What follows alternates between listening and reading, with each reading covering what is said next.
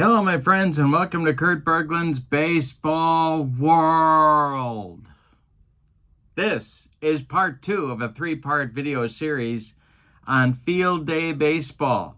In this tutorial, I will be going over the basics of gameplay. That means we're looking at the batter cards, the pitcher cards, we're rolling some dice and seeing what happens. We're going to look at charts and all that good stuff.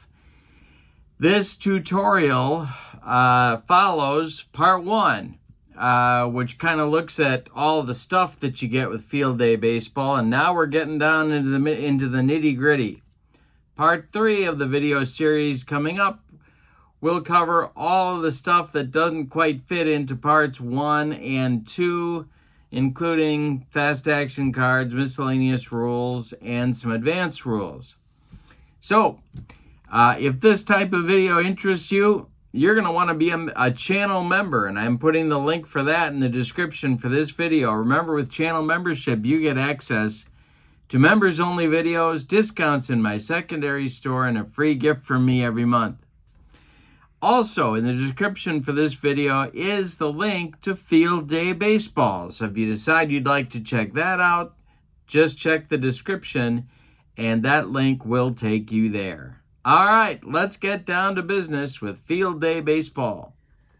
All right, we are starting with our stuff roll. We're using the basic stuff roll option. We're going to go over a super advanced stuff roll option for you in our next video and go into how that works and how you do it.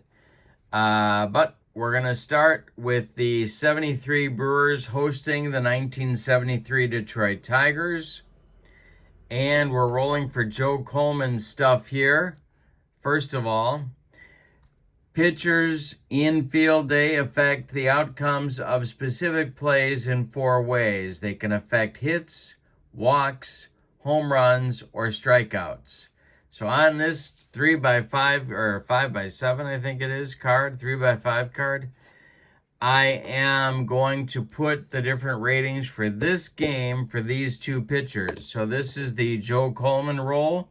I rolled a 5, which gives us 3 in the hit column, 3 in the walk column, 5 in the home run column, and 4 in the strikeout column. Now for these 3 columns, you want a lower number. That's better. For strikeouts, you want a higher number. 1 to 6 is the max in here, the range in here. Although I think you can get negative in the other rules. And then for strikeouts, you want a high number. All right. For Jim Slayton, we'll do him now. And we rolled a 2, which gives you a 2 for the hits, a 3 for the walks, a 4 for the home runs, and a 3 for the strikeouts. All right, we're going to need this during the game, and you'll see why in just a moment. Now, we are focusing on the Tigers coming to bat, and to lead it off, and we're not doing play-by-play here. We're focused on the basics of how to play the Sims. So I'm going to be talking you through what happens in each at bat. This is the tall pitcher card that I'm using. All of my defensive ratings that I need are on the tall pitcher card. So we're going to refer to that as we need it. Dick McAuliffe steps to the plate. I'm rolling 2d6s. Our options are range from 11 to 66, and we're ready to go. Jim Slayton facing Dick McAuliffe. All of McAuliffe's stats are at the bottom of his card, and I rolled a 13.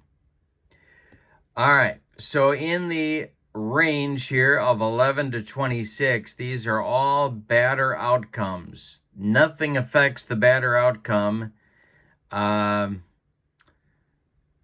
except, well, potentially defensive ability here where there are question marks. But the pitcher's not involved in rolls between 11 and 26. I rolled a 13. That's an F7. McAuliffe flies out to Johnny Briggs, and we're underway in the top of the first. Coming up now, it's Mickey Stanley against Jim Slayton.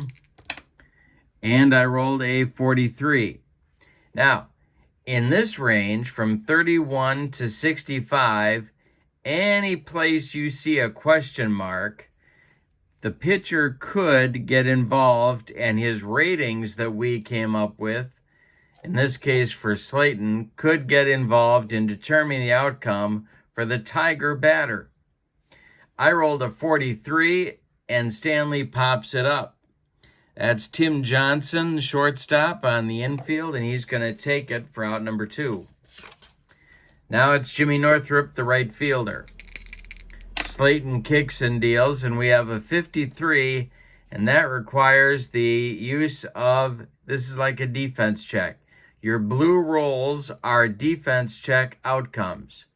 In this case, it's a fly ball to right. Now, how do you determine this algebraic mélange? Well, I'm going to tell you.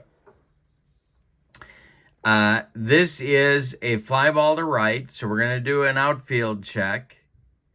AB, what does that mean? Well, it means that if the right fielder is an A or a B defensively, that's his range rating, then it's a fly out to right field. If he is not an A or a B, and I think the ranges go from A through E, A being the best, E being the worst, then it's going to be a single. So we have to consult our tall pitcher card. My right fielder is Bobby Coluccio, and his range is a C. See, I've got the R column here. It's a C.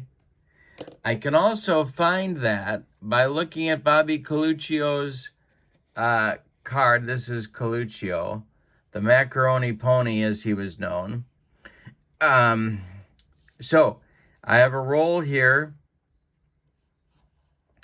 and I need a range.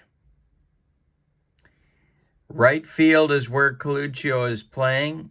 He is a C, and that tells me his range on his card.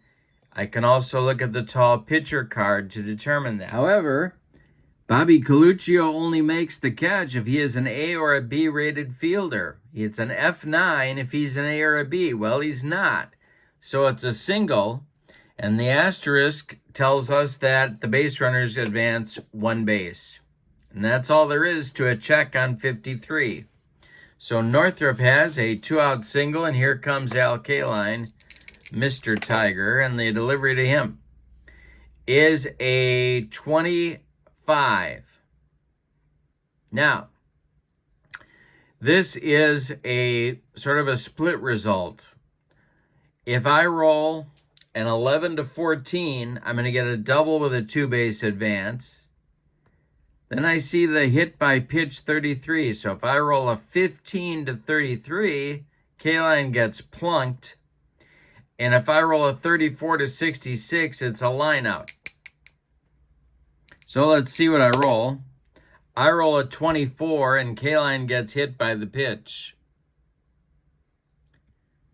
So we have 2 Tiger base runners with 2 outs in the first inning. And up to the plate strolls the veteran Norm Keck. Actually, all these Tigers were veterans.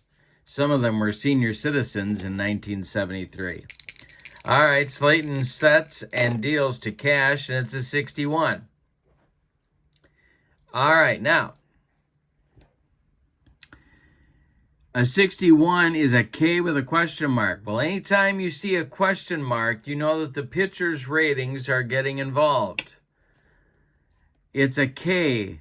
So we're looking in our K column for the pitcher. It's a possible strikeout. We know that right off the bat. If the pitcher's rating is a 1 to 6, Slayton's is a 3, then it's a strikeout. However, and that's what it is in this case, it is a strikeout.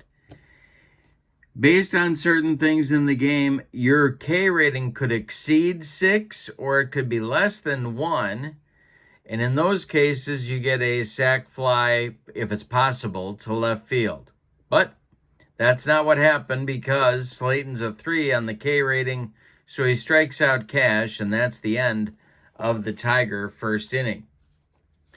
They leave 2-0 across, and the Brewers are coming to bat at beautiful Milwaukee County Stadium. All right, so Joe Coleman gets his first chance at the Milwaukee Brewers. All right, so Bobby Coluccio steps to the plate, and Coleman deals to him. I roll a 56. We have another K opportunity here. So we check Coleman's K rating. That's a 4. Does it fall between 3 and 6? Yes, it does. And in that case, Bobby Coluccio strikes out. However, if it was a 1 or 2, for example, it'd be a ground out to third. 1 down in the Brewer first, and here's third baseman Don Money. Joe Coleman deals, and we have a 65. Another K check with a question mark, because we have to check. If it's a 5 or 6, then Money will strike out. Well, Coleman is a 4, so it's not a strikeout. Instead, it's a fly out to center. It would be a sac fly if there was a runner on third and less than 2 outs, but there's not. So that's out number 2, and here comes Dave May. Coleman deals to May, and it's a 52. We haven't had one of these yet. 52 requires the use of a chart. It's a single, and it also could be a possible error on the second baseman. So we have to do a fielding check on the second baseman. So we go to our tall pitcher card, and we see Dick McAuliffe's error rating on a 52 is a 13. All right. So I'm going to re-roll. If I roll 11 or 12 or 13, it's an error. It's not. So Dave May gets an infield single. The asterisk tells us that if there were any base runners, they'd advance 1 base. And the Brewers have a 2-out base runner, and here comes the boomer, George Scott. Coleman goes to the stretch and pitches to Scotty. Now, I rolled a 45. It's a walk check. All right, we haven't had one of those yet. A 5 or 6 is a base on balls. So we come up to Joe Coleman. His walk number today is a 3. So that's not going to be a walk. Instead, it's going to be a fly ball to center. Mickey Stanley's going to make the catch. And the Brewers are done in the bottom of the first. Jim Slayton's on for the top of the second. We have no score. Slayton deals to Horton. All right, now, couple of things in play here. We rolled a 35. It's a possible single. So we're going to check Slayton's hit number. If it's a 5 or a 6, it's going to be a single.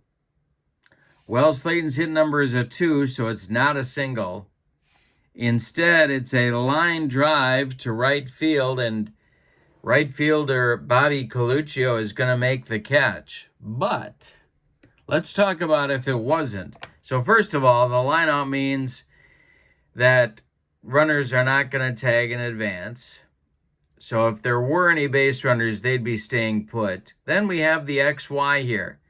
If this was a single, base runners that are an XY, base runners are covered by an XY, could be an X base runner, could be a Y base runner like Aurelio Rodriguez here, or it could be an X base runner with an exclamation mark.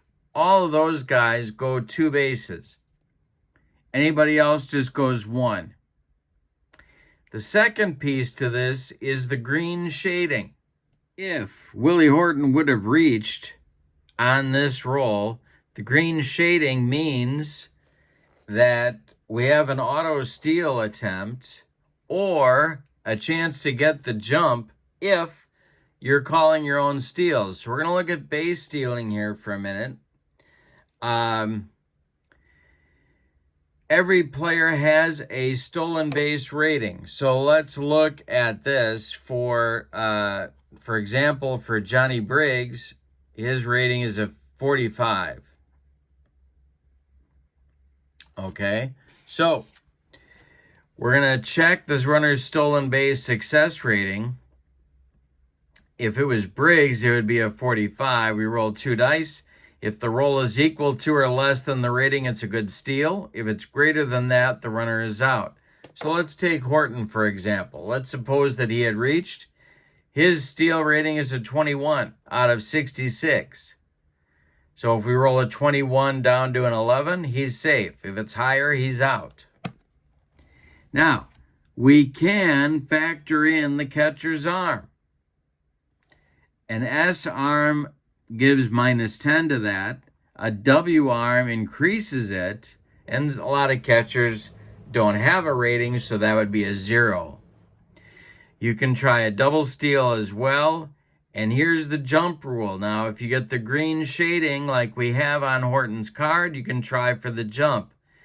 The runner has a J rating on the end of his stolen base ratings from 1 to 5 to see if he gets the jump to go. A left-handed pitcher reduces the J rating by 1. A lefty on the mound would reduce the change from the range from a J4 to a J3. If he doesn't get the jump, he can't go. Now, if you don't want to call your own steals, you can do the auto steal. And those are the green boxed dice roll numbers. You have to attempt the steal unless you're playing the runners safe. The system will approximate correct steal attempts, but does not make up for lost steals in hit and run and double steal situations. All right, so for a J rating, Horton's J rating is a 3. If Slayton was a lefty and Horton was on base, that would go down to a 2. And if he rolled a 1 or a 2, then you'd go and you'd roll again on his stolen base chance. And that's how you do steals in, well, those are the 2 ways to do steals. Call your own or go by the auto steal method in field day baseball. But Horton flew out to right, so now it's Duke Sims. Slayton deals to Sims, and we have a 34, which would be a stolen base opportunity for Sims, but he's got to get on base first. So it's a single, 4 to 6 on the hit. Well, Slayton's a 2, so it's a ground ball to short and an automatic 6-4-3 double play if there's a runner on first. Sometimes the double play has to be checked with the question mark. In this case, it's a ground ball to short, a tailor-made 6-4-3, and that would double up the runner on first, but there isn't one, so that's out number 2. Now it's Aurelio Rodriguez. Slayton deals to him. 41 is an F9. He flies out to right. That's out number 3 in the second. The Tigers are done. We now go to the bottom of the second inning. All right, so Johnny Briggs is going to lead it off for the Brewers in the bottom of the second. No score, and the delivery to him is a 44. So we're going to do a walk check. We see that with the BB with the question mark. So now we're going to check Joe Coleman's walk number, and it's a 3. That's not a 4 to 6, so it's going to be a ground ball to short. And it's going to be a double play check if there's a runner on first. So we're going to play this out as if there was a runner on first, so you see how to do it.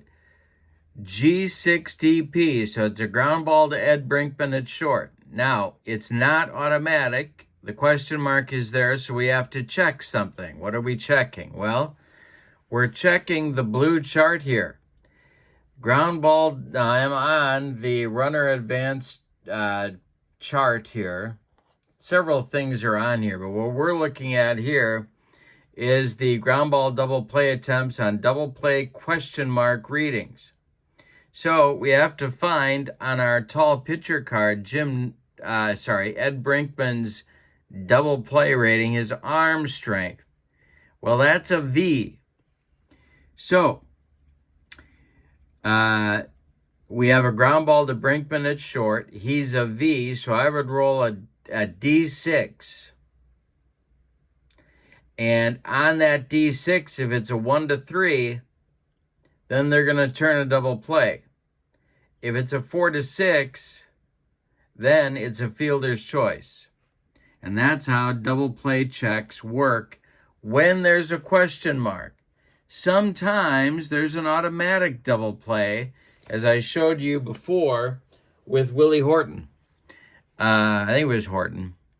Let's see if there's one on Briggs' card. No, there's not. He must not have hit into many double plays. I bet there's one on Darrell Porter's card. There sure is. There's a G4 DP with no question mark, so that is an automatic double play. But Briggs grounds out on the 44 because Coleman's walk number is a 3. It's just a G6, and he is out 6-3. All right, now it's Porter with 1 out and nobody on. And Joe Coleman deals, and that's a 53. So we've got another check on the range for in this case, the second baseman. So Porter hits a ground ball to McAuliffe. If McAuliffe's range is an A through E, it's a ground out. If it's not, if it's worse than an E, he's going to get an infield single. So we're going to check McAuliffe's range. It's a C. That is between A through E, so it's a ground out 4-3. And Porter is retired. So with 2 away, it'll be Joe LaHood, the DH, coming up. And Coleman deals to him, and I roll another 44. This is a ground out to second. Now we would do a double play check if there were less than 2 outs and a runner at first, but there's not. So that'll end the Brewer second inning. We go to the third, and we still have no score in our game. So it'll be Brinkman, McAuliffe, and Stanley in the Tiger third, and Jim Slayton deals. And this is a single on a pitcher hit result, or a pitcher hit rating of 1-6, and an X exclamation mark. The fastest, best base runners can go 2 bases. Well, Slayton's hit rating is a 2, so it will be a single, but there's nobody on. So Brinkman holds on at first, and there's not a 2-base advance for anybody because there's nobody out there. Here's Dick McAuliffe. Slayton deals to McAuliffe, and we get a 55. Now, this is important because for the first time now, our pitcher home run rating comes into play.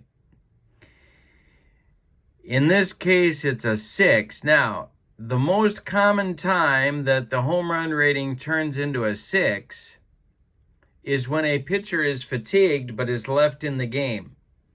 Then your home run ratings automatically become a 6. But Slayton's home run rating is only a 4, so it's not a 6. Instead, it's a fly out to right. It's a sacrifice fly if there's a runner on third and less than 2 outs, but there aren't. So that's out number 1, and Brinkman holds on at first base. Now it's Mickey Stanley. Slayton deals to him, and this will be a 33, a single chance, 3-6. Well, Slayton's hit number is a 2. That's not 3-6. X or Y base runners would advance 2 bases if there were any runners on, but it's not a hit. It's a line drive to Briggs and left, who makes the catch for out number 2. Brinkman holds at first, and now it'll be Jimmy Northrup. And Slayton deals to him. All right, now 65 is a K rating check. Slayton's K rating is a 3, so that's not going to be a strikeout. Instead, it's a fly out to center. It would be a sac fly if there was a runner at third and less than 2 outs. Okay, nothing across for the Tigers in the third. We go to the bottom of the third, and here comes the crew. It'll be Garcia, Pedro Garcia, Tim Johnson in the top with Bobby Coluccio. Coleman deals to Pistol Pete, and that's a 46. G5, double play chance. Well, nobody's on first, and we already know how to check that, so that's 1 out, 5-3 on the putout. Now Tim Johnson. Coleman deals to Johnson. That's a 55. Johnson swings and hits it to center. That's Mickey Stanley, and he's got it for out number 2. Nobody on. Bobby Coluccio at the plate. Coleman deals to him, and that's going to be a walk check, and Bobby Coluccio does draw the walk because Coleman's walk number is a 3. Coluccio goes down to first, and the Brewers have a 2-out base runner. Now we're going to do a stolen base attempt so you can get a refresher on how that works. I call my own steals. So I'm just looking. I don't care about the jump rating. I'm just calling my own steals. So I got a 51 here. So Coluccio's got a 51. Now, we're going to look at the catcher's throwing arm. That's Duke Sims. Sims does not add anything or subtract anything from the throw, from the steal attempt. So Coluccio steals, and it's a 13, which is less than 51, so he steals safely. And he's at second with 2 outs. I want to say something, too, about Coluccio's running rating. It's a little bit unusual, but the running rating means he's got to go. And this is for players that get thrown out a fair amount or above normal amounts on the bases. So he's an ultra-aggressive base runner. That's what that symbol means there. And now we got money.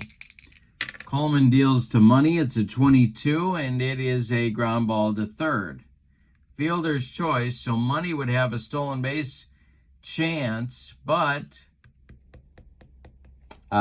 it's a ground out to third, so Rodriguez throws out money at first, and that retires the Brewers in the 3rd inning. We're going to do one more inning, and then we're going to go over some stuff that maybe we didn't get to on our rolls here. K-Line comes to the plate. Still no score in the game. K-Line, Cash, and Horton. Slayton deals, and it's a 53. We're going to turn that into a 51. And just for fun, we'll make it a 51 and see what that means for us here. It's an error chance for the second baseman. So we go back to our tall pitcher card. My second baseman is Aurelio Rodriguez, and on a 51, it's an error on a 43 or less. All right. And he commits the error. Now, here's something. Now you're saying to yourself, how many bases is the error? Well, in this case, the die roll, it's a 1 base error unless the error number roll ends in the digit 2. A 12, 22, 32, 42, 52, 62. Well, I rolled a 12. So that's going to be a 2 base error on Pedro Garcia, and K-Line will go to second on the play. Now, if I had rolled 44 to 66 on our 51, it'd be a DP chance. Have to check Garcia's arm to see if the DP was turned and probably roll a D6 as well. So that's how you do 51s. You do an error check, and if that digit that you roll ends in a 2, it's an error, it's a 2 base error. Next up is Norm Cash, Stormin' Norman.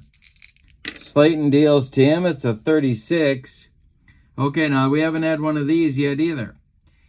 If it's a hit, it's going to be a double. 4 to 6, and the runner on first, if he's an exclamation mark, will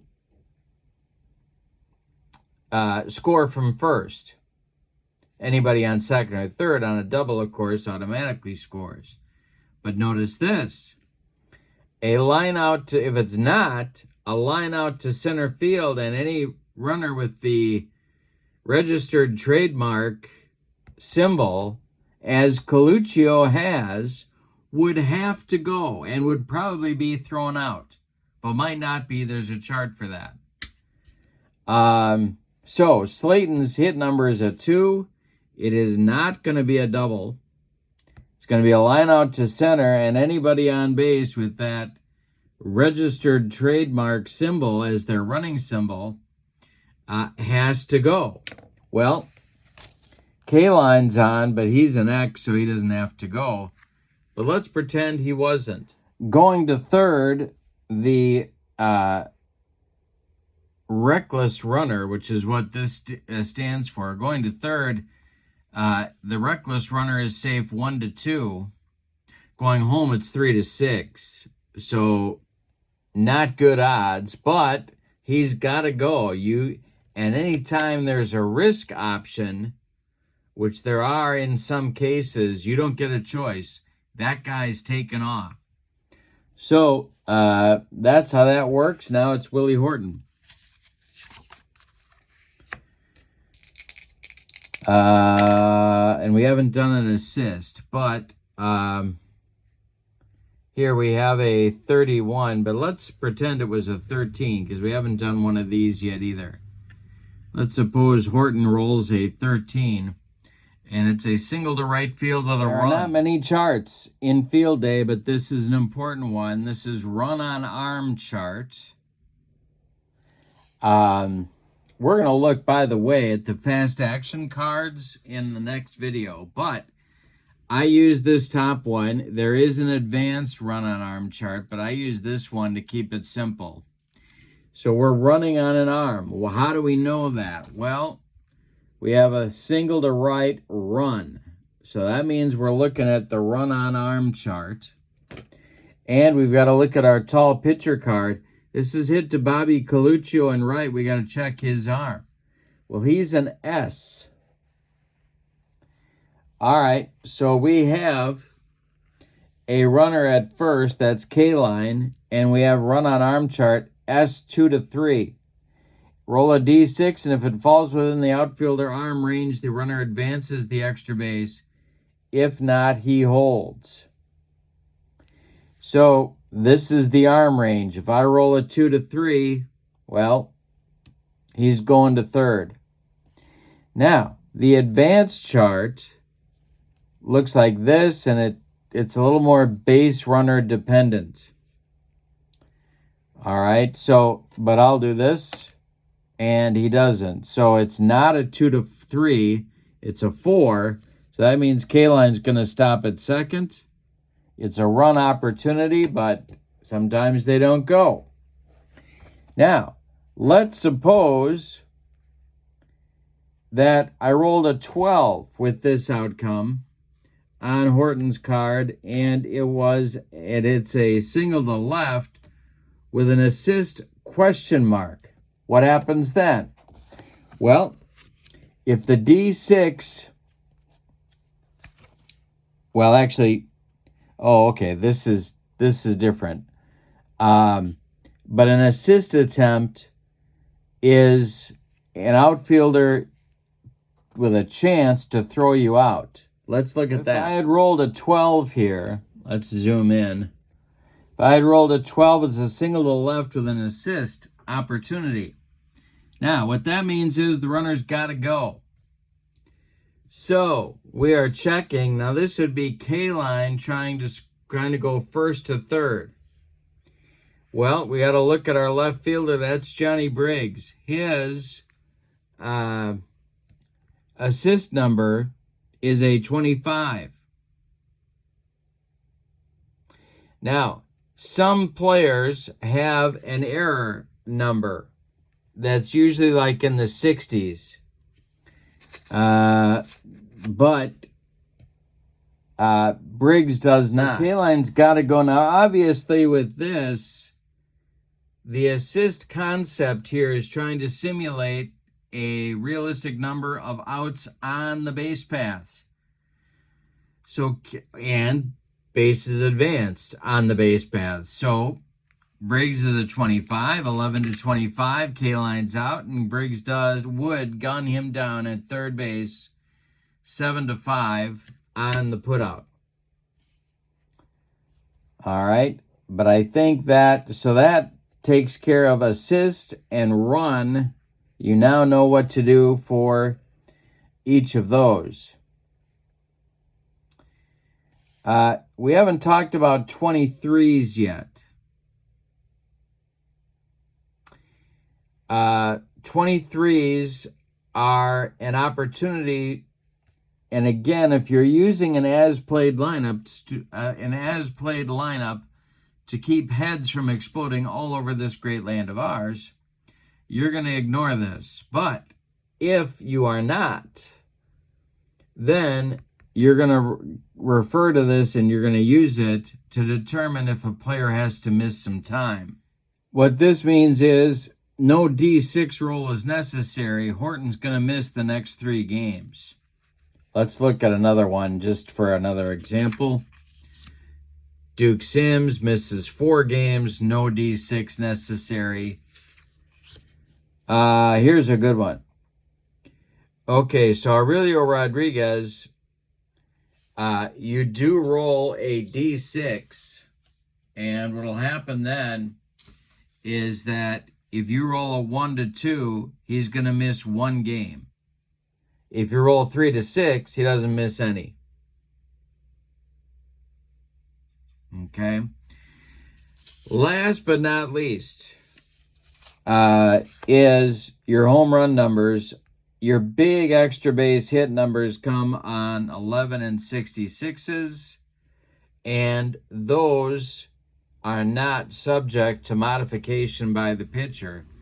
But you could still hit one out on a 55 based on the pitcher's home run rating. So sometimes the home runs and the extra bases, for that matter, the extra base hits, are beyond the control of the pitcher. Sometimes they are in the control of the pitcher. All right, so I think that covers the basics of field day baseball, walking through the pitcher's impact on the batter outcomes. We also looked at defense, we looked at running the bases, and in our next video, we're going to look at sort of the miscellaneous stuff that didn't fit into the first 2 videos, including fast action cards, the super advanced way of checking for stuff on the pitcher, and all sorts of other miscellaneous that we haven't had a chance to look at yet in the first 2 videos. I am putting the link to Field Day Baseball in the description for this video, and if you'd like to check it out, that is the place to do it. All right, thank you for being with me. I hope you have a great evening. So long, everybody.